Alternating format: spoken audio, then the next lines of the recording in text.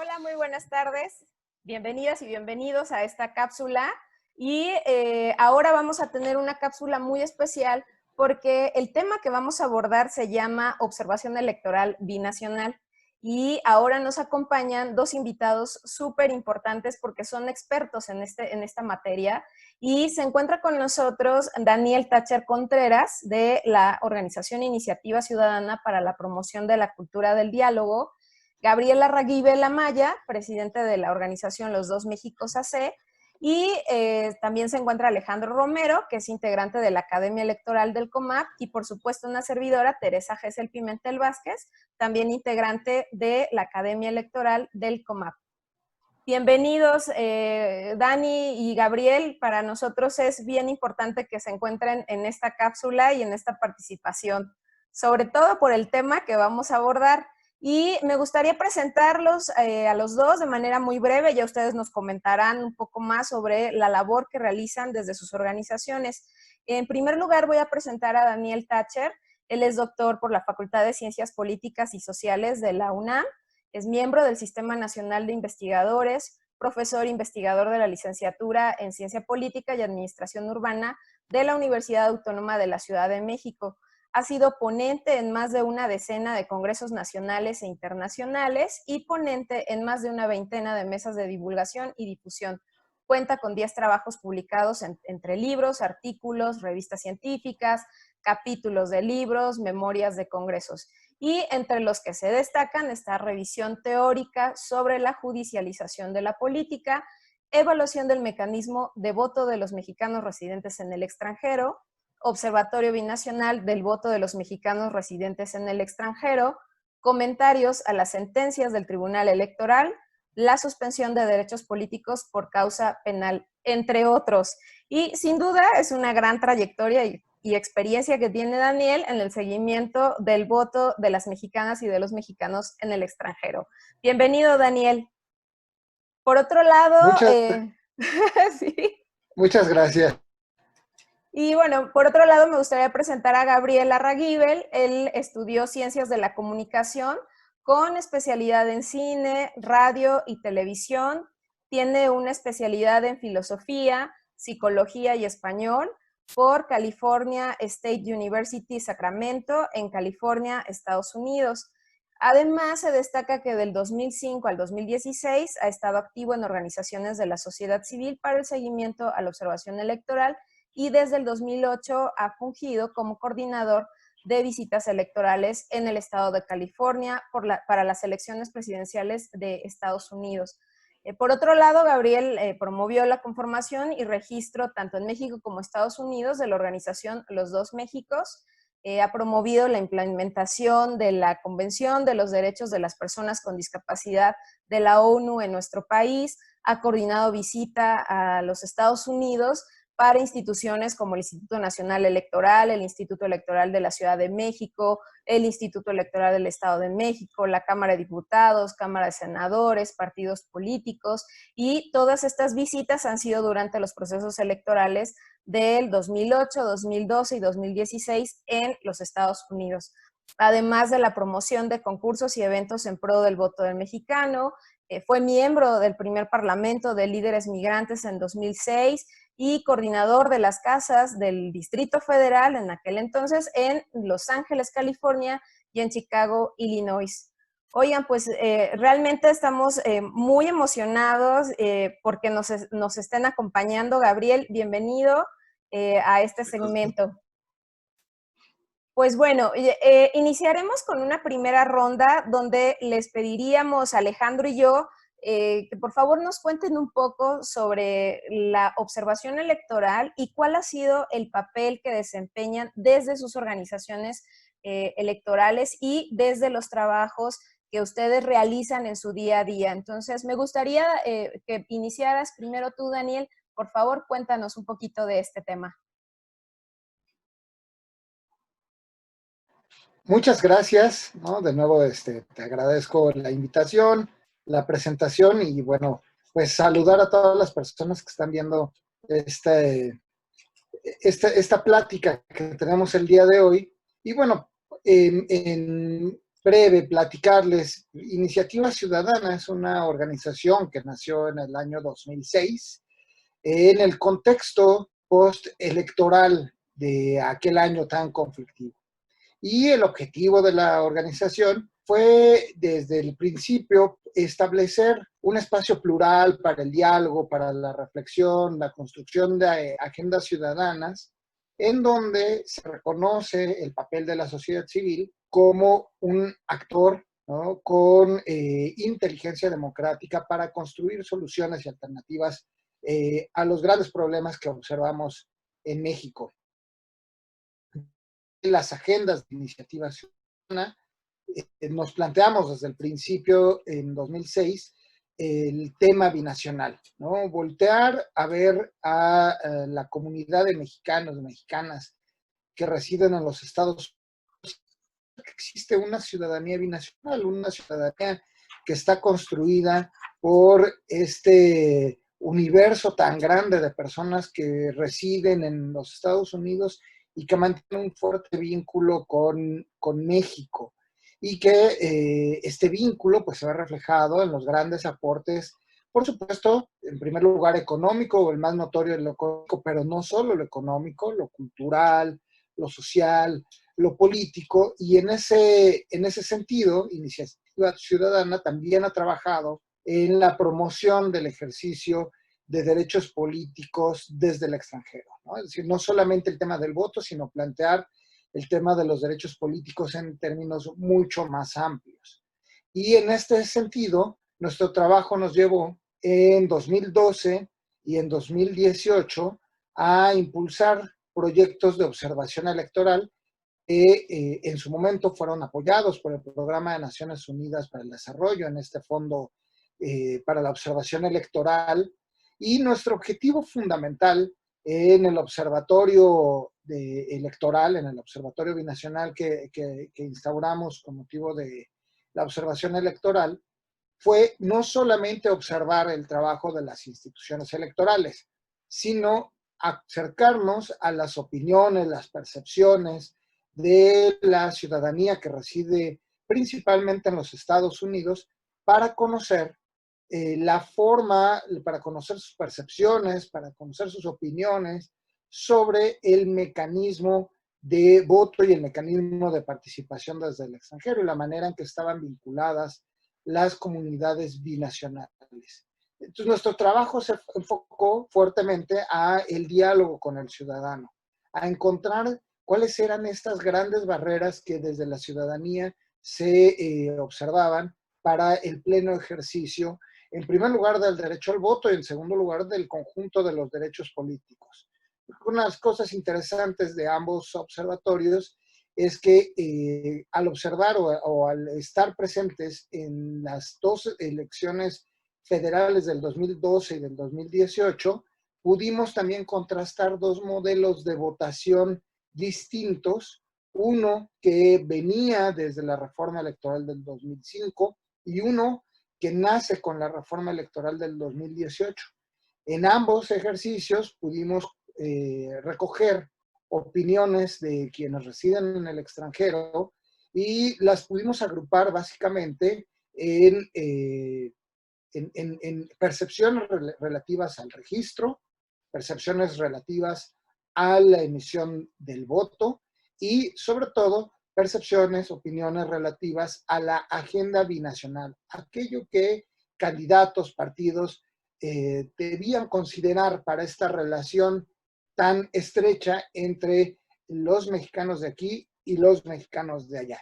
Entonces, nuestros documentos de observación electoral pues, están disponibles, ustedes pueden consultarlos de manera electrónica, los tenemos en nuestra página de Iniciativa Ciudadana, que, bueno, pues se llama así, iniciativasiudadana.org.mx, y ahí se encuentran nuestros proyectos de observación electoral.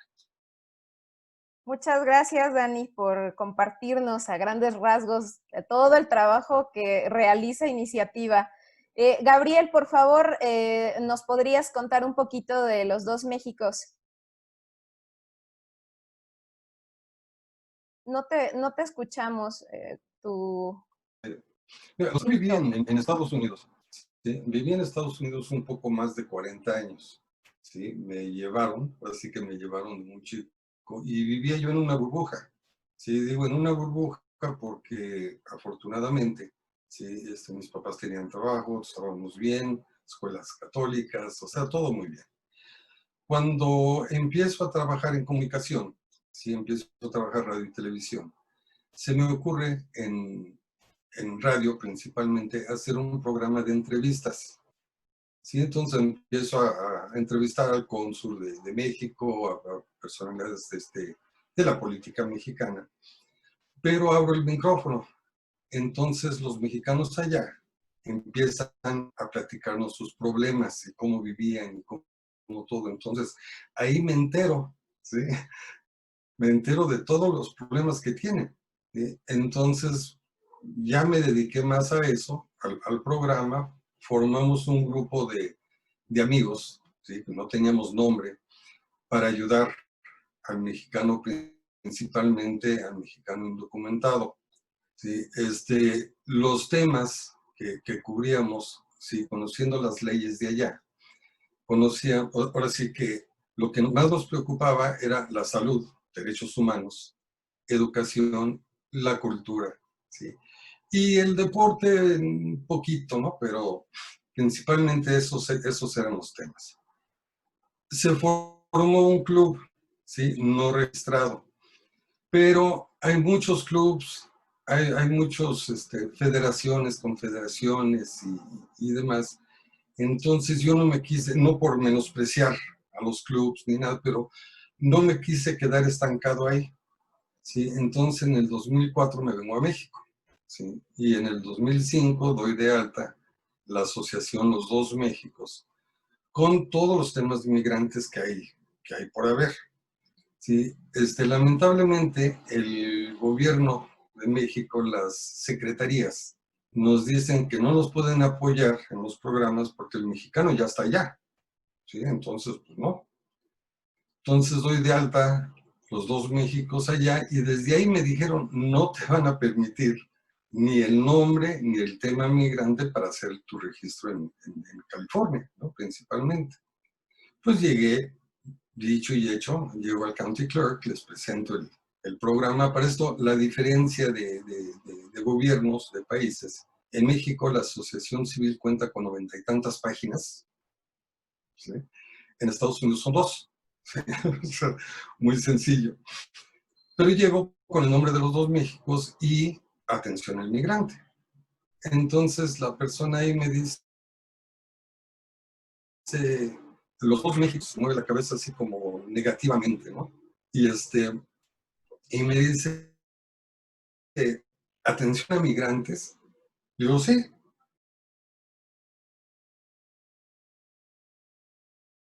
Le digo, México, amigos, compatriotas tuyos que necesitan de nuestro apoyo. Entonces, Los Dos Méxicos es el México de los mexicanos y el México de los gringos que viven allá.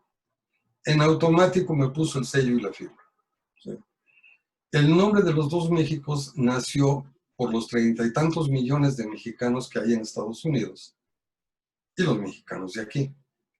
Ya en programas de radio que tuve yo aquí, en el IMER y demás y todo, cada quien empezó a dar su interpretación del nombre de Los Dos Méxicos, ¿sí?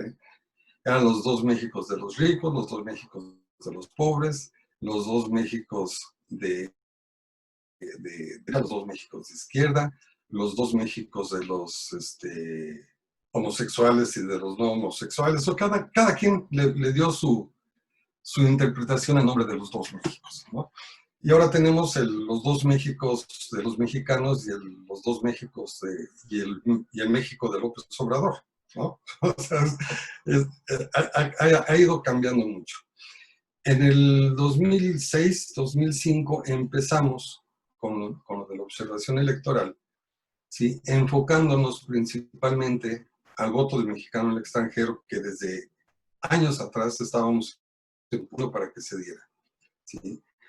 Empezamos con lo del voto del mexicano del extranjero y después un par de amigos de la ONU me presentaron el artículo 29, ¿sí? para las personas con discapacidad para que tengan acceso a votar y ser votados. Entonces, cuando nosotros empezamos a observar, le dimos énfasis a esas dos cosas, al voto del mexicano en el extranjero y la accesibilidad, ¿sí?, para las personas para votar y ser votados. Como mencionabas al principio, hemos llevado a mucha gente a Estados Unidos, ¿sí?, para que vean allá cómo se manejan las elecciones y cómo son accesibles, cómo las hacen accesibles, ¿sí? Y pues ahí seguimos con esa lucha. Este año en Estados Unidos y el próximo año en México va a estar un poco difícil, ya después lo platicamos. Muchas gracias, Gabriel, por presentarnos un poquito la historia de esta organización binacional. Y bueno, yo quisiera que Alejandro, tú iniciaras, por favor, este conversatorio, esta charla con Daniel y con Gabriel, por favor. Gracias, Tere. Bienvenidos, Gabriel. Bienvenidos, Daniel. Yo voy a iniciar primero antes de entrar al tema más álgido, pero sí para dejar un poco claro lo que a mí me gustaría que se pudiera transmitir. De acuerdo a lo que nos comentaba Daniel en estos estudios que realizan, yo vi por ahí dos estadísticas que me llamaron la atención y una tiene que ver con el conocimiento de los pasos que tiene el mexicano en el extranjero para votar y casi un 80% del desconocimiento que hay para implementar el mecanismo, así como la aprobación o desaprobación del voto del mexicano en el extranjero o el voto en el extranjero. A mí me gustaría saber, además de esta estadística que nos abundaras, ¿cuál es la causa real o principal para efecto de que no se conozca eso? Si es precisamente por falta de difusión de las instituciones o también tiene que ver la falta de interés de estas personas o la condición o las necesidades que hacen que se vayan a otro país y que por ese mismo hecho podría ser un factor para abandonar la idea de que tiene que participar activa y políticamente en su país. Y de Gabriel, bueno, pues lo que me gustaría también saber es de lo que nos está refiriendo de esos dos Méxicos, o ya tres, por el último comentario que nos hizo sobre el presidente. Entonces, ahí sí ya me gustaría meter un poco más incisivo. Entonces, ¿no serían 5 Méxicos? Es decir, el de López Obrador, el que ya no está con López Obrador y el que no saben dónde está. Gracias. Okay. Daniel, ¿comienzas? Sí, por favor, Daniel.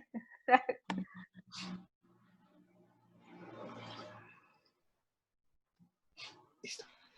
Bueno, a ver, para comenzar la conversación, ¿qué es lo que nosotros encontramos en el Observatorio Binacional respecto al conocimiento del derecho o de los derechos políticos de quienes residen en el extranjero? Lo primero que encontramos, en efecto, es pues el desconocimiento del conjunto de los mecanismos que se deben llevar a cabo para votar desde el extranjero, ¿no? Es decir, si encontramos una fuerte desinformación en nuestros connacionales para el ejercicio del voto en términos generales, ¿no? Es decir, tenemos que, en efecto, hay una serie de condiciones institucionales que hacen o que complican el ejercicio del voto por quienes residen en el extranjero. De entrada, tendría que decirles, ¿no?, quienes residen en el extranjero, para poder votar, necesitan contar, igual que en México, con su credencial para votar con fotografía. Yo decía hace rato, hicimos 2 observatorios, uno en 2012, uno en 2018, con procesos electorales con leyes distintas. En 2005, la reforma establecía que para registrarse como votante en el extranjero, tenía que tenerse la credencial vigente, pero no había manera de tramitarla o de obtenerla fuera de territorio mexicano. Esto implicaba que quien hubiera migrado, que quien estuviera en el extranjero, hubiera llevado consigo su credencial. O en el mejor de los casos, que pudiera regresar a tramitarla a territorio nacional y esperar las 3, 4 semanas que esto tarda para que se la pudieran entregar en el módulo del entonces Instituto Federal Electoral. La reforma del 2014 facultó al Instituto Nacional Electoral a realizar convenios con la Secretaría de Relaciones Exteriores para que a través de consulados y embajadas se pueda hacer el trámite de la obtención, actualización de la credencial para votar con fotografía. Entonces ahí tenemos un primer gran cambio y el primer gran elemento que encontramos es que no todo mundo sabe cómo o que se puede tramitar su credencial. En nuestro observatorio lo que nosotros encontramos es que la información depende mucho de un interlocutor que tienen nuestros connacionales en el extranjero, que son sus consulados. ¿Qué encontramos? Que si hay un consulado en donde no hay voluntad política por parte del cónsul para promover la credencialización, la gente conoce muy poco del proceso. En cambio, consulados en donde la voluntad política del cónsul era más favorable para el tema de la credencialización, encontrábamos una actividad muy favorable para el asunto. Por ejemplo, en el caso de Chicago, cuando la gente iba y tramitaba algún otro documento, ya estando en la línea, salía alguna persona del consulado a preguntar qué trámite quería hacer y qué documentos traía. Si traía alguna otra identificación, su acta de nacimiento y un comprobante de domicilio para hacer algún otro trámite, inmediatamente lo invitaban a formarse también para obtener su credencial para votar con fotografía.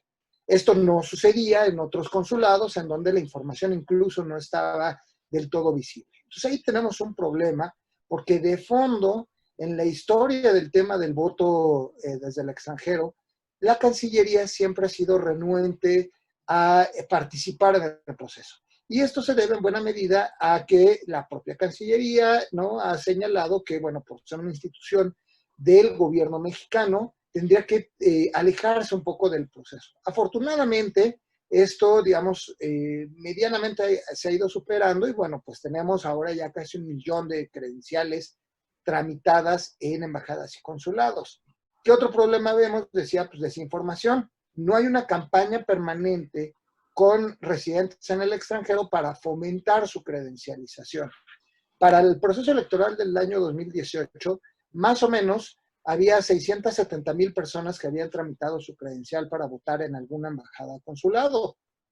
Al día de hoy, 2 años después, tenemos casi 1 millón. Es decir, el crecimiento ha sido, como vemos, muy pequeño. Y esto en buena medida se debe a esta desinformación que existe. Desde nuestro punto de vista, es importante que instituciones electorales, tanto la nacional como las locales que tienen la responsabilidad de llevar a cabo votación desde el extranjero, se involucren en el proceso de promoción, de capacitación, de educación cívica, ¿no? Que no solo recaiga en el Instituto Nacional Electoral, sino que también los institutos locales cuenten con estas actividades, sobre todo porque ya tenemos al día de hoy 17 entidades que tienen voto desde el extranjero para elegir gobernador. Y hay entidades con diferencias culturales muy importantes donde los institutos electorales tienen esa experiencia para poder también transmitir este ejercicio de derechos. Entonces, bueno, ahí encontramos, solo para concluir, este primer elemento, información. Este es fundamental y, en efecto, una de las cosas que tiene como efecto la baja participación desde el extranjero radica justamente en la información. Gracias, Daniel. Gabriel, por favor, ayúdanos con tu respuesta. Ok, bueno, ya se me olvidó la pregunta, pero ampliando un poquito, el mexicano allá, el mexicano indocumentado, ¿sí?, le tiene mucha desconfianza todavía a los consulados, ¿sí? Entonces, desde el inicio de todo esto, se les recomendó a los del IFE en ese tiempo, al Instituto del DF en ese tiempo, ¿sí?, que se apoyaran con los clubs y demás para que dieran toda la información. ¿Por qué? Porque nos tocó, digamos, en el Consulado de Los Ángeles, que tenían todos los folletos, todo, ¿sí? Y cuando fuimos, estaban en el bote de la basura de atrás. Estaban montando, y tenemos fotos, ¿sí? O sea, tenemos fotos. Entonces, siempre se les recomendó, ¿sí? Que en vez de gastar, porque decían que se estaba gastando muchísimo dinero, ¿sí? Y sí escribimos un libro, a mí me tocó un capítulo sobre el voto del mexicano extranjero, siendo que sí, pues sí salía muy caro, ¿sí? Si se va un representante del IFE, pero se lleva a los familiares y mientras él trabaja, ellos están en Disneyland y demás, pues como iba a salir carísimo, ¿sí? Entonces que mejor se apoyaran, ¿sí? Mejor se apoyaran en los clubs, federaciones y confederaciones. Eso era antes, ahorita ya tampoco se puede contar con ellos, porque muchos de esos clubs, federaciones y confederaciones ya pertenecen a algún partido político, ¿sí? Ya llegaron los políticos, como lo dije en alguna ponencia en Michoacán, ¿sí? Todos los que no consiguieron hueso en el sexenio se fueron para allá, se infiltraron en los clubs y ahora ellos son los que están controlando esos clubs. Y la pregunta, la pregunta, ¿cuál era? Perdón. No, te comentaba que nos partiste de tres Méxicos, ¿no? Con este tema de Andrés Manuel.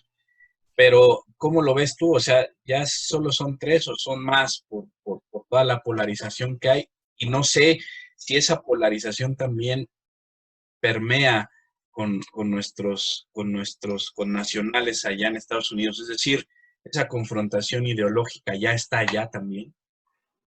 Sí, mira, y principalmente con la visita que hizo ahora López Obrador, ¿sí? Yo no entiendo, o sea, y es una pregunta para ustedes que a lo mejor sí entienden. ¿Cómo es que un presidente de derecha, ultraderecha, casi nazi, como Donald Trump, ¿sí? Y un presidente de izquierda, como México, como López Obrador, ¿sí? Actúan igual, ¿sí? Desacreditan a la prensa, a cualquier persona que los contradiga, los desacreditan, ¿sí? Todo lo que se publica o se comenta o algo es fake, ¿sí? Entonces, esas partes son las que no entiendo. Ahorita está muy dividido. Yo pertenezco a un chat, un grupo de chat, ¿sí? Donde hay más de 300 líderes migrantes. Diario, diario. No puedes poner un comentario o una nota que no favorezca a López Obrador para que te empiecen a mentar la madre, ¿verdad? En fin, el grupo de Frena, ¿sí? En los últimos videos, la gente que salía de sus casas aventándoles botellas y a favor de López Obrador y demás, y eso lo dejo para el ratito, ¿no? Esos comentarios. Pero no se entiende, sí, el manejo del COVID de los dos presidentes. El de allá no pasa nada, el de aquí con sus santitos, ¿sí? ¿Y qué hizo? Que ya tenemos cuántos meses encerrados, o sea, en los dos países, ¿sí? ¿Cuántos meses encerrados? ¿Cuántos empleos no se han perdido por estar encerrados? ¿Sí? Y ya después vienen con que usen el cubrebocas, lávense las manos, o sea, con todo para reabrir cuando estamos en semáforo rojo, naranja en México. ¿Sí? En Estados Unidos el 4 de julio se despegó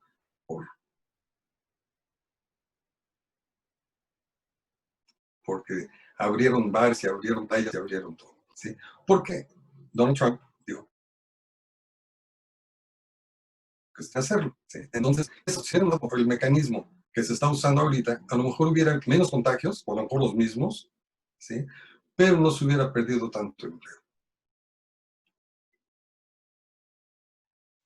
Muchas gracias, Gabriel.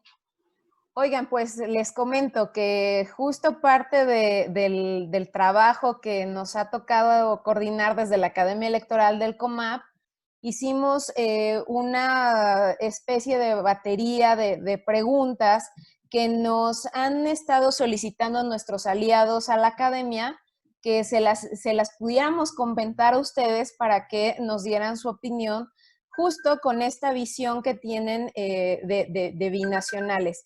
Y entre esas preguntas que se las comparto a los dos para que me ayuden con su respuesta, retomando un poquito esto que comentabas, Gabriel, Nos pregunta Ezequiel si fue necesaria la visita presencial de Andrés Manuel a Estados Unidos, si se cree que para fortalecer las relaciones entre ambos países fue prudente que en estos momentos el presidente viajara solo a firmar un documento y aprovechar ese momento para que Donald Trump hiciera campaña. Y otra de las preguntas nos dice Rodrigo si se considera benéfico para la comunidad mexicana en Estados Unidos la visita y si se ve algo positivo más allá de los negocios comerciales económicos entre las dos cúpulas empresariales de Estados Unidos y de México. Entonces, por favor, Daniel, quisiera que me dieras tu opinión al respecto de estas preguntas. Muchas gracias. Pues muy buenas preguntas que podemos ver desde diferentes ángulos. Voy a tratar de ser positivo, ¿no? Porque la primera pregunta, ¿es o no conveniente? Bueno, estamos en una situación en la historia, así tal cual, que llevamos ya 26 años de integración económica en América del Norte. Un proyecto de integración que nace en la década de los 90 del siglo pasado. Y esto hay que considerar el momento histórico en el que eso sucede. La década de los 90 del siglo XX es la década donde las regiones comienzan a integrarse de manera muy acelerada. La Comunidad Europea apunta a construirse como Unión Europea. En los 90, el Mercosur empieza también a tomar un gran vuelo hacia esa ruta, ¿no? No lo consigue. México, Estados Unidos y Canadá también juegan en esa ruta del regionalismo en esa década de los 90. Es muy importante. Es un proceso en el que nos fuimos integrando en términos económicos, pero también en términos geopolíticos. México comenzó a ver, sobre todo ya en principios del siglo, con el gobierno de Vicente Calderón, de Vicente Fox, después de Calderón, ¿no? A ver más hacia Estados Unidos y menos hacia América Latina. Geopolíticamente estábamos viéndonos más en la región de América del Norte que en la región de América Latina o en la región de Centroamérica. Vamos, esto no hay que perderlo de vista. Una de las cosas que siempre se cuestionó a los gobiernos anteriores, desde Cedillo, fue que a diferencia de otras regiones, México, Estados Unidos y Canadá no tenían reuniones periódicas de jefes de Estado, sino que estas eran muy esporádicas o eran reuniones de tipo bilateral. México-Estados Unidos, México-Canadá, Canadá-Estados Unidos. Entonces aquí hay un elemento importante. Es sensato, pues me parece que desde un punto de vista de esta historia regional, sí es importante que los jefes de Estado se reúnan. Ahora, esta reunión en particular tiene una peculiaridad respecto a otras que ha habido. Esta no fue una reunión de Estado. Esta fue una reunión de trabajo. ¿Cuál es la diferencia? En una reunión de Estado, en una cumbre de Estado, hay una serie de protocolos adicionales. No solo la visita recíproca al jefe de Estado, al presidente. En una visita de Estado se asiste, se visita también al Congreso de los Estados Unidos. En este caso, fue una reunión de trabajo entre los dos presidentes que tardíamente, me parece, se invitó al primer ministro de Canadá, quien no asiste. Entonces, vamos, hay que verlo así. Es una reunión bilateral, de una reunión de trabajo, de puertas cerradas, en donde se reunieron los dos presidentes y sus equipos de Relaciones Exteriores, ¿no? La Secretaría de Estado en Estados Unidos, de Economía en Estados Unidos, y que concluye con una cena protocolaria con empresarios que además tendría que acotar. Dicen la cúpula empresarial. Cuidado, ¿eh?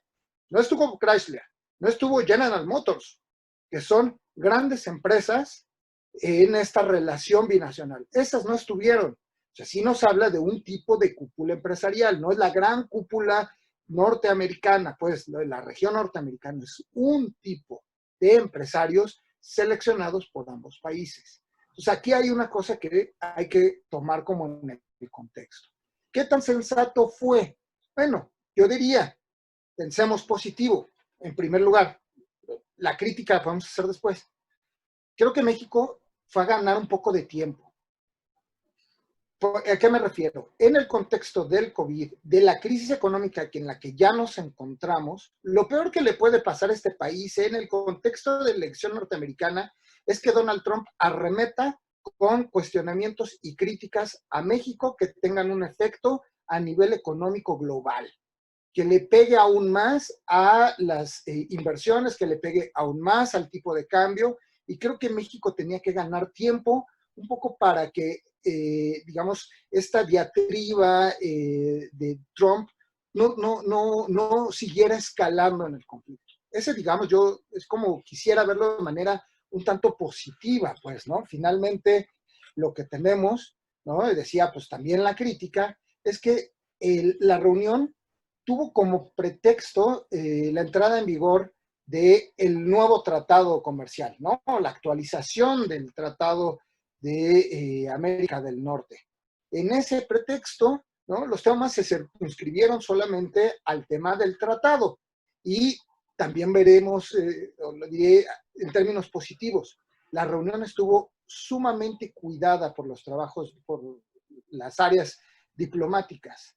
No pasó nada. Es decir, estuvo muy cuidada la agenda, cada cosa en su lugar, en su momento, evitando detalles que pudieran generar conflictos adicionales. Por ejemplo, Donald Trump es muy asiduo a que en este tipo de reuniones, al concluir, sale alguna, ¿no? Se hacen estas reuniones o estas declaraciones conjuntas, se dice que no va a haber preguntas, y cuando se van retirando las personas que hacen la declaración, alguien en algún lugar del foro grita alguna pregunta y Donald Trump suele regresarse a contestar. Aquí no pasó. Sí, todo eso estuvo muy bien cuidado. Y digo, de nuevo, repito, digamos, sería mi lectura de términos positivos. Con gusto en la siguiente ronda les comentaré más bien la crítica que considero que hay que hacer a esta visita que acaba de suceder.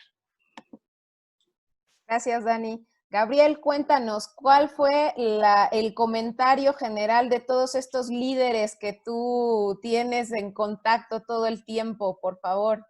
Mira, yo no lo puedo ver tan positivo, ¿sí? No lo puedo ver tan positivo. No soy politólogo, ¿sí? Soy más de derechos humanos, soy más de la sociedad. Pero si era un viaje de trabajo, ¿sí? ¿Por qué ignoró toda la solicitud de los mexicanos allá que se querían reunir con él? Que no estaba en su agenda, ¿sí? Esa fue su respuesta. Lo invitaron de la oficina de Joe Biden.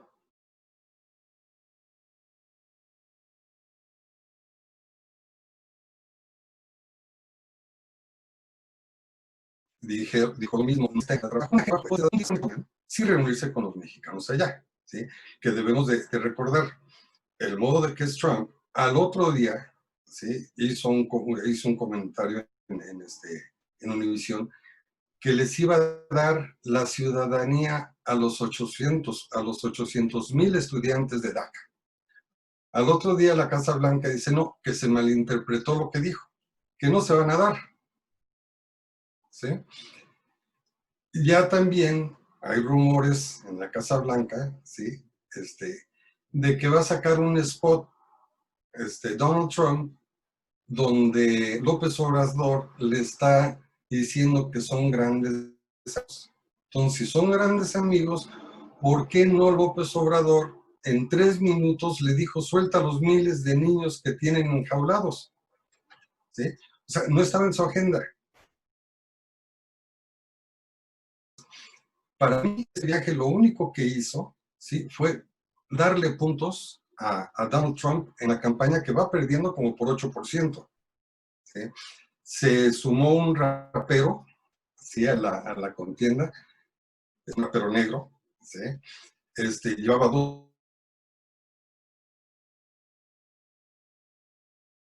puntos. Rapero, aparte de Trump, siempre lo ha sido. Entonces, ¿para qué se estaba sumando si no era para quitarle votos al Partido Demócrata? Ahora, el día de hoy presentaron a esta Ivanka Trump, sale con una lata de frijoles, que es su comida favorita, y sacan la foto de Donald Trump con una serie de comida mexicana de la marca Goya. ¿Sí? Las críticas allá, si ven los noticieros de CNN, las críticas no se dejaron esperar. ¿Por qué? Porque durante décadas a los mexicanos allá les han dicho beaners, frijoleros. ¿Sí? Entonces fue contraproducente, pero ya lo hicieron. ¿Sí? Entonces, para mí fue mal momento. ¿Sí? Y si era nada más una gira de trabajo, pues hubiera atendido a los migrantes. ¿Sí? Hubiera atendido. Tenía que recordar, ¿sí?, que en las cámaras baja y alta en Estados Unidos hay demócratas y hay republicanos. Y esto le puede costar a México. Si gana Joe Biden, le puede costar. Y si no gana Joe Biden, ¿sí?, pues en las cámaras pueden parar cualquier ley que quieran favorecer a México. Ahora, ¿qué pasa? En las elecciones pasadas, la campaña de odio de Trump a los mexicanos, ¿sí?, ver hombres y X. Ahora con la muerte de George Floyd, ¿sí?, se echó encima a los negros. Y las protestas y todo. Entonces, el negro, por aquí tengo, el negro tiene el 60% de las personas que pueden votar. El 60%. Sí, el latino, sí, tiene el 47%. Sí, entonces ahora ya se echó a los negros encima, ahora necesita el voto latino, el voto mexicano. Entonces, para mí fue muy mal momento que escogió López Obrador para ir a una reunión de trabajo. Gracias, Gabriel. Alex, por favor. Gracias, Tere. A ver, me gustaría la siguiente pregunta, dentro de, obviamente, hablando de positivos y negativos.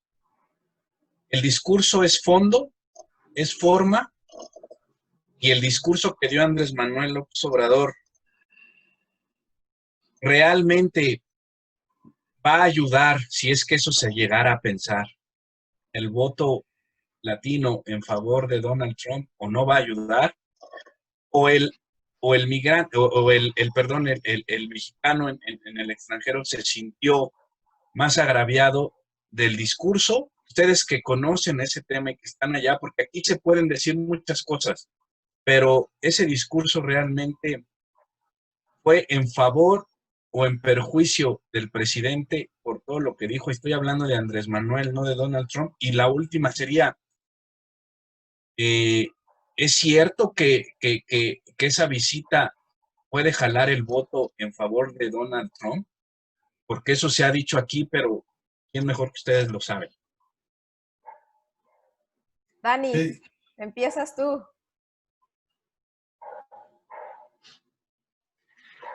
Muy bien, muchas gracias. Pues mira, voy a retomar las preguntas que me haces, Alejandro, y va a conectar perfecto con lo que les decía en el bloque anterior, la parte negativa de la visita, ¿no? Entonces yo les dije lo que yo veía como en términos positivos, pero la parte negativa justo va en ese sentido. El momento.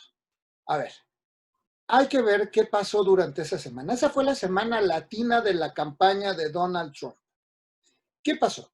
Recibió a Andrés Manuel López Obrador, recibió al empresario de comida procesada Goya, ya decía Gabriel, ¿no? Su hija Ivanka sale con una fotografía de los frijoles Goya, ¿no?, que fue un mensaje muy importante en términos visuales de la campaña Trump. Esa misma semana Trump anunció la reunión con empresarios de origen latino.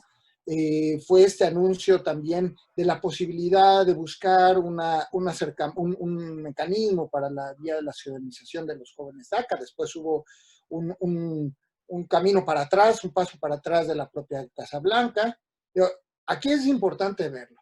La visita de López Obrador se dio en el contexto de ya el proceso electoral en Estados Unidos, de una serie de actividades enfocadas a la comunidad latina, en donde obviamente, y ese era el gran riesgo que muchos veíamos de esta visita, la imagen de López Obrador se iba a utilizar con fines propagandísticos para ensalzar la figura de Donald Trump. Un Donald Trump que sí, beligerante contra México, sí, muy agresivo, que para esta elección está buscando retomar o lograr jalar una parte del voto latino, que hay que verlo en la geografía norteamericana.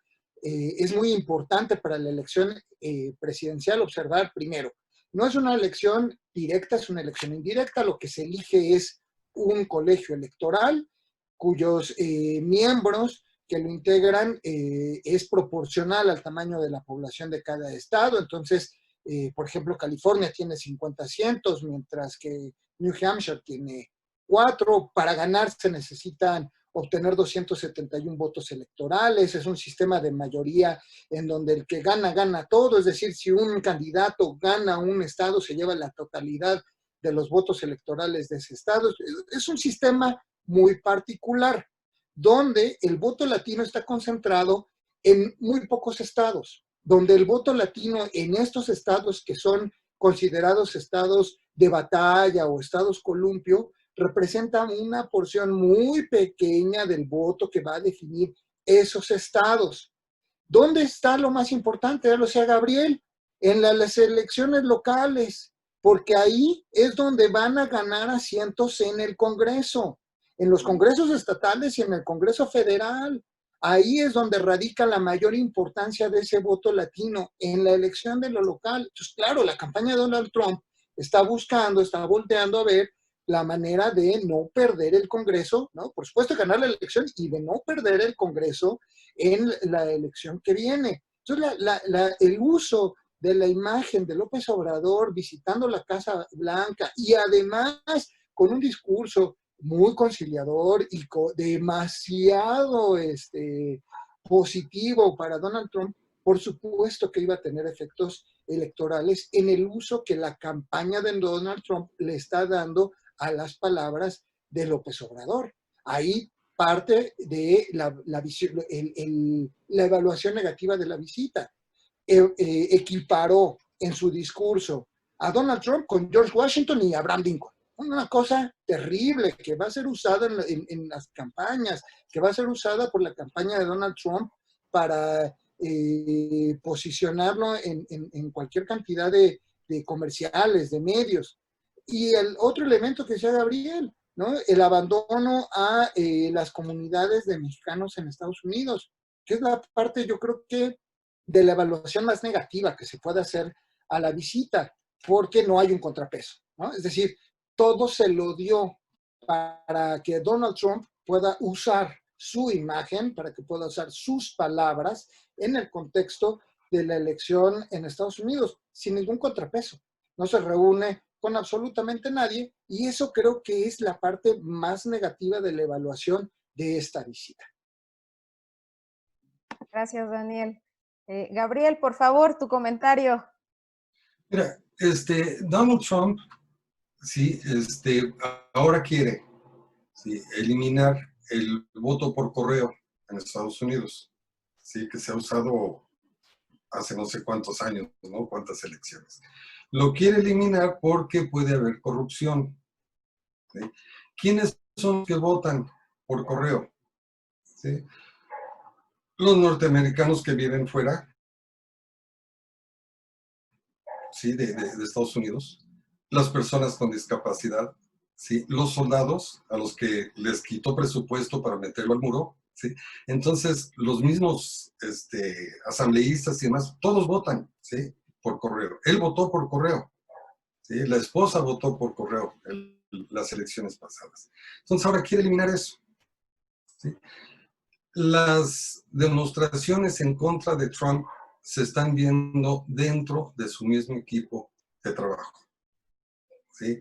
Lo contradicen, ¿sí? Allá contradicen al presidente y los corre. Sí, como ahorita al doctor, no recuerdo su nombre, que ha estado de que tienen que usar el cubrebocas, pues ya lo tiene 3 semanas congelado, ¿sí? Ahora, quiere que la Casa Blanca lleve los números de cuántos infectados hay. En México, López Obrador no los corre. renuncian. ¿Sí? Entonces, tenemos que ver todo eso. ¿Sí? Sí va a afectar, sí va, porque como dije, ahorita hay muchos de Morena metidos en los clubes, federaciones y confederaciones en Estados Unidos. ¿Sí? El voto siempre, el voto migrante, por poquito que sea o por mucho que sea, siempre es un voto espejo a los familiares de aquí. ¿Por qué? Porque los de allá son los que mandan las remesas. ¿Sí? Y los de allá dicen, no, pues yo voy a votar por este. Y los de aquí votan por este. ¿Sí?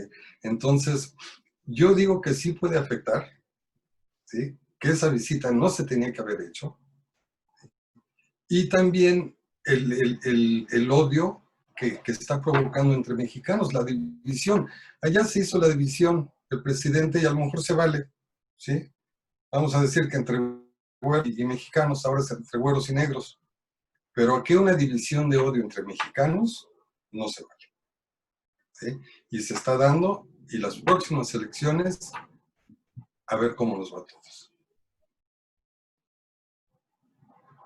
Sin duda, eso es el gran tema, ¿no? Y justo retomando esto que acabas de comentar, Gabriel, a mí me gustaría que nos comentaran ambos sobre cuál es la perspectiva de los hispanos, según la lectura con estos observatorios binacionales que ustedes traen, cuál es esa perspectiva de los hispanos que tienen hacia las elecciones 2021, que son intermedias en México, pero que también tiene que ver con algunos relevos importantes en los espacios de toma de decisión y que tienen el poder, ¿no? De sus familias aquí en México, pero que también van a poder intervenir algunos de nuestros compatriotas, ¿no?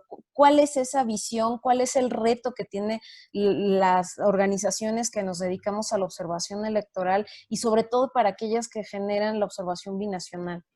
Por favor, Dani. Muchas gracias. No, aquí viene una cosa bien interesante, ¿eh? Un poco les adelantaba en la intervención anterior. ¿En dónde está el reto? Primero, bueno, hay que ver la estadística de los latinos en Estados Unidos. En efecto, es la población que más ha crecido en los últimos 20 años, sobre todo en la última década, ¿no? Paréntesis, estamos en el proceso todavía del censo en los Estados Unidos, que es muy importante que la gente pueda participar, porque eso va a definir buena parte de la política pública en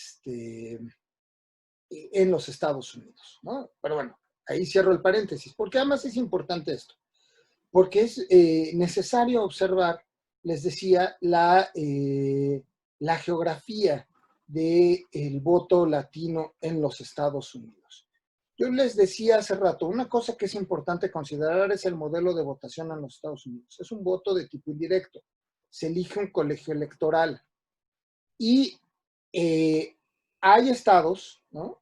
O la gran mayoría de los estados, más bien, son estados muy estables en sus preferencias electorales, ¿no? Estados que tienen más de 10 elecciones en donde constantemente ha ganado un partido político, o si en las últimas 10 elecciones, 7 de 10, uno ha ganado, y por márgenes superiores al 10% de diferencia entre uno y otro. Pero hay un conjunto de estados en donde la preferencia electoral varía, ¿no? Es decir, en las últimas 10 elecciones, 5 ha ganado un partido, 5 otro, entonces no hay una preferencia estable, o en las últimas 5 elecciones ha habido una diferencia menor al 5%, ¿no? Y que hace que sean estados muy competidos, ¿no? En la literatura pues, los conocemos como estados de batalla o estados columpio.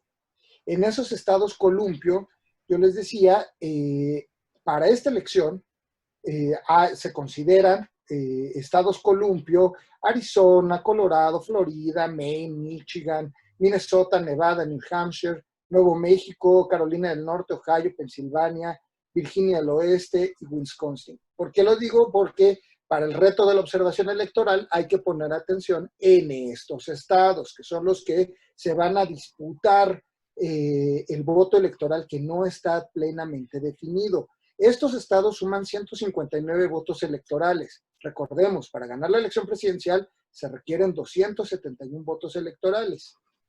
¿Qué hace esto también importante señalarlo? Es posible, como ya pasó con Donald Trump y en otras 3 ocasiones en la historia de los Estados Unidos, un presidente puede ganar la presidencia perdiendo el voto popular, ganando el colegio electoral. Así ganó Donald Trump.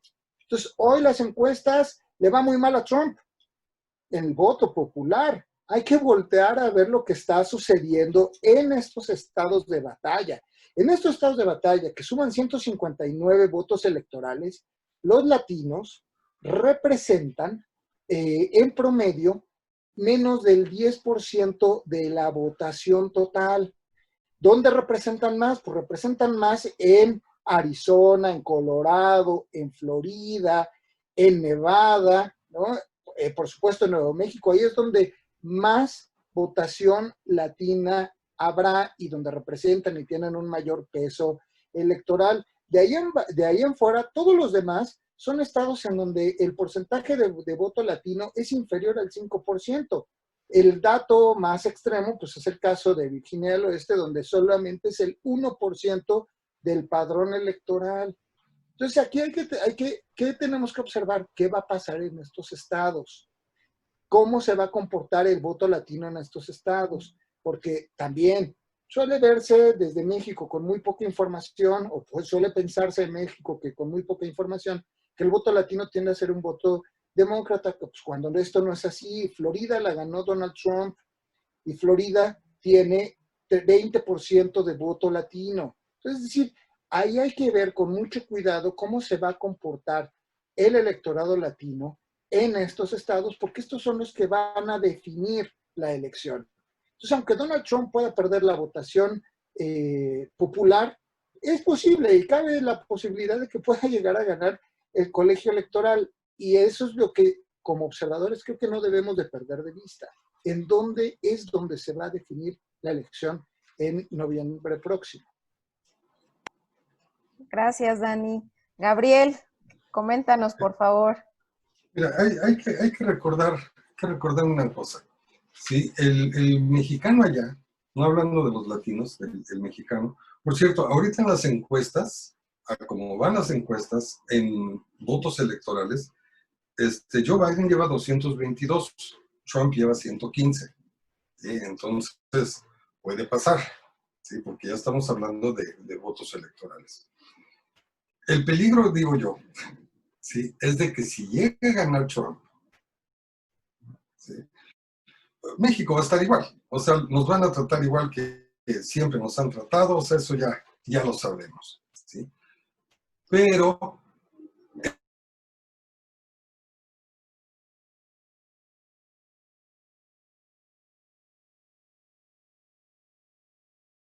eso le daría mucho más fuerza a Obrador, ¿sí? Y puede convencer de votar por él por eso, ¿sí?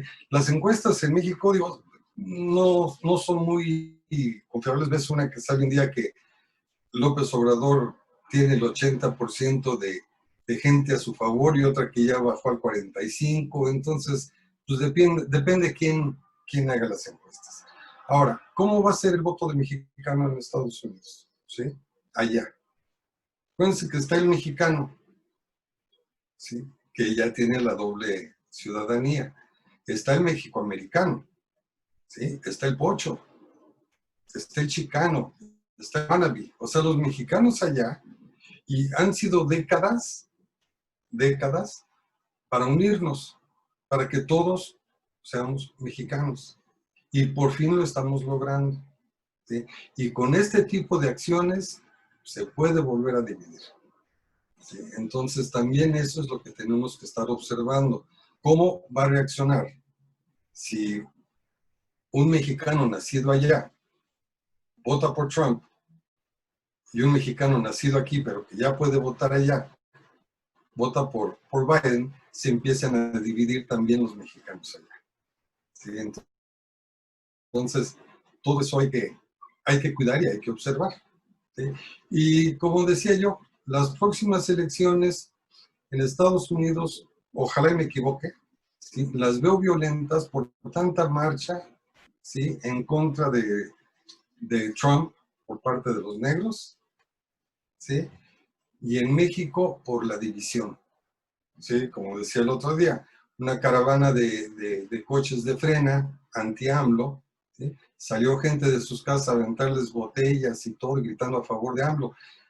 Ahora también puede haber mucho abstencionismo, que a lo mejor es lo que quieren, ¿sí? A lo mejor es lo que quieren en el caso de México, ¿sí? Para que la estructura, ¿sí? O la base, o los que reciben becas, o los ninis, o como les quieran llamar, sean los que salgan a votar. Todo esto tenemos que ver. Bien, Gabriel.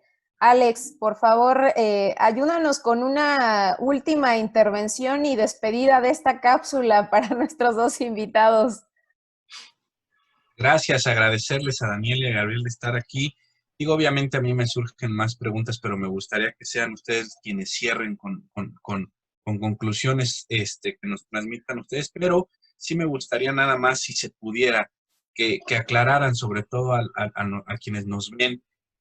Mencionaron un tema muy importante sobre los colegios electorales, ¿no? Es decir, cómo funcionan, en qué sentido, a qué voy. Digo, pareciera una obviedad, pero sí me gustaría que lo aclararan. Es decir, cierto, el voto popular puede ser más que el voto de los colegios electorales y eso no hace ganar una elección. Pero, para que lo aclaren, los colegios, quienes forman parte de los colegios electorales a través de este voto indirecto que ustedes nos mencionan, están vinculados a votar conforme al grueso de lo que votaron la población de un estado allá en Estados Unidos, o no. Es decir, o hay libertad de decidir ellos después en la mesa. Y si es así, si también existe la operatividad de negociación y quiénes son esos electores, ¿no? Quiénes integran ese colegio electoral. Gracias. Daniel. Bueno, pues mira, decía, vamos a hacer el resumen rápido del sistema electoral en Estados Unidos. Es un sistema de mayoría, ¿no? Entonces, el que gana, lo gana todo, ¿no? Tenemos un colegio electoral que se conforma por 538 miembros. Esta composición surge de la base representativa del Congreso. Esto es, tenemos en los Estados Unidos 100 senadores y 435 representantes, más 3 electores del Distrito de Columbia, ¿no? Aunque no hay una relación específica directa entre el tamaño del Congreso y el colegio electoral, sí la hay en cuanto al tamaño, pues al número de votos electorales que le van a tocar a cada uno de los estados, ¿no? Entonces, la distribución demográfica sí impacta en el tamaño, en el número de electores que le corresponden a cada estado. Por ejemplo, decía California. California, el dato correcto, tiene 55 votos electorales, tiene 39 millones de habitantes, ¿no? Por eso es importante el censo, porque si hay un subregistro, sobre todo de hispanos o de latinos, puede afectar el número de escaños, la distribución del Congreso, el dibujo de los distritos electorales. Por eso es importante el censo. Entonces, bueno, 538 electores conforman el colegio electoral, por lo tanto, pues se necesitan 270 votos de ese colegio electoral para ser electo como presidente de los Estados Unidos. Y les decía, en la historia ya ha habido 4 casos en donde un presidente no gana la elección popular, gana el colegio electoral, pero no la mayoría de los votos populares. Los más recientes pues son George Bush en el año 2000, Donald Trump en 2016. ¿Qué sucede aquí? La mayoría de los estados no cuentan con alguna legislación que haga obligatorio el voto en el colegio electoral, es decir, los 55 electores de California, ¿no? Son electores que van o que representan la votación por un candidato, un partido político. En la mayoría de los estados no hay una ley que obligue a que el representante que fue electo para el colegio electoral por un partido político para representar un candidato tenga que votar igual en ese sentido, ¿no? Y pueda en algún momento dado cambiar el sentido de su voto. Esto no es común, ¿no? Hay también algunas jurisprudencias muy interesantes en los Estados Unidos que han restringido la libertad de los electores, de los miembros del colegio electoral, ¿no? Y que ese, digamos, es de hecho la tendencia jurisprudencial en los Estados Unidos.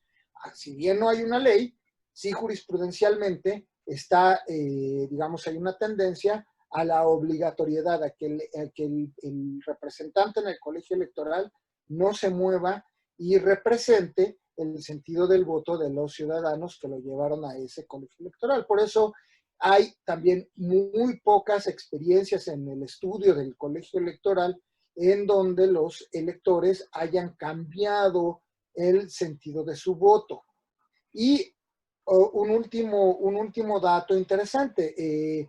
New Hampshire es un estado en donde tiene 4 votos electorales y los 4 votos electorales no se eligen de manera como si New Hampshire fuera como el resto de los estados, que cada estado es una sola circunscripción electoral. New Hampshire se divide en 4 circunscripciones electorales, lo que abre la posibilidad de que en New Hampshire, de los 4 votos electorales, haya división, que fue lo que sucedió en la última elección con Donald Trump. 3 votos electorales de New Hampshire fueron demócratas, 1 fue republicano. Existe, digamos, ese caso que es muy particular. El resto de los estados, cada estado es una circunscripción electoral y entonces el ganador del estado se lleva la totalidad de los votos. Por eso es tan importante, yo decía, voltear a ver qué está pasando en cada uno de los estados, particularmente en estos que yo les señalaba, en estos 14 que yo les señalaba, porque ahí no hay una tendencia histórica que permita perfilar de entrada ya de manera preliminar quién va a ganar. Caso distinto de California, en las últimas 10 elecciones ha ganado el Partido Demócrata, lo más probable es que gane el Partido Demócrata California en esta elección del 2020, ¿no? Y eso también define en buena medida la estrategia de los candidatos en la elección presidencial. Okay. Lo que puedo terminar, ¿sí?, diciendo es de que siempre que fuimos, parte de la sorpresa que se llevaban los del Instituto Electoral de los estados, el IFE, el INE no ha ido, el IFE, ¿sí?, diputados, senadores, era la confianza que había en el voto entre los ciudadanos allá, ¿sí? Se podía votar, hasta hacíamos bromas, o yo les hacía bromas. Podían votar en la estación de bomberos, en la escuela, en la casa del vecino, o sea, había diferentes lugares, ¿sí? En una ocasión nos llevaron para que viéramos cómo habían llevado, en el Starbucks podían votar, ¿sí? En diferentes Starbucks votaban, les ponían su sello, no sello, una estampita que te podías poner y quitar, ¿sí? Y les regalaban un café. El mejor de los sitios fue cuando nos llevaron a un panteón y ahí había un lugar para votar. Ahí sí les dije a los del gobierno de Estados Unidos, digo, no hombre, nos ganaron. Allá votan los muertos, pero no les llevamos las boletas, ¿no? O sea, entonces, hay mucha confianza, o había mucha confianza, ¿sí? Ahorita no, es lo que tienen la confianza, ¿sí? Entonces ahí está bastante diferente, ¿sí? Dicen que el INE gasta mucho en las credenciales de elector, sí, pero son de las más seguras. ¿Por qué? Por tanta desconfianza que hay. De por sí nos ha tocado que 200 pesos, ¿no? Y órale, y le sacas la foto a tu voto, ¿sí? O sea, hemos visto cosas así. No hemos visto en el panteón, ¿no?, que pongan lugar para votar, casillas, pero bueno. Entonces, en Estados Unidos, este año, ¿sí?, también va a haber mucha desconfianza, lo que antes no había. Uno podía llegar a cualquiera de los lugares, ¿sí?, que todos eran accesibles para personas con discapacidad. Podían llegar y decir, se me olvidó mi identificación, pero soy fulano de tal, ¿sí? Y lo dejaban votar, lo metían en una caja especial, la caja roja, y cuando llegaban al lugar a contar los votos, verificaban que sí, esa persona existe y que había votado. Otra cosa, lo transportaban, ¿sí? Transportaban todas las boletas en patrullas, en helicópteros de la policía, o sea, se le tenía la confianza a la policía para llevar los votos. En estas elecciones, después del asesinato, no se sabe si les van a tener la confianza para que lleven ellos los votos. Y los que contaban los votos, todos eran estudiantes, que les daban el apoyo mínimo para su lunch y todo, eran estudiantes. Entonces, todos los que llevamos de los representantes de gobiernos y demás a México, les gustó mucho esa confianza que había, ¿sí? Y la accesibilidad para las personas con discapacidad. Lo malo es que como todo, ¿sí? Cuando llegaban a México, pues se les olvidaba lo de la accesibilidad y se les olvidaba todo, ¿no? O sea, pero bueno, con eso quiero cerrar. Ojalá y se siga confiando allá en las instituciones, ¿sí? Que no haya marchas de negros en contra de Trump, y en las elecciones de aquí van a ser 11 gobernaturas en México donde van a poder votar los migrantes. Sí, el año que entra, 11 gobernaturas. Ojalá y no haya el abstencionismo por el miedo a salir a votar.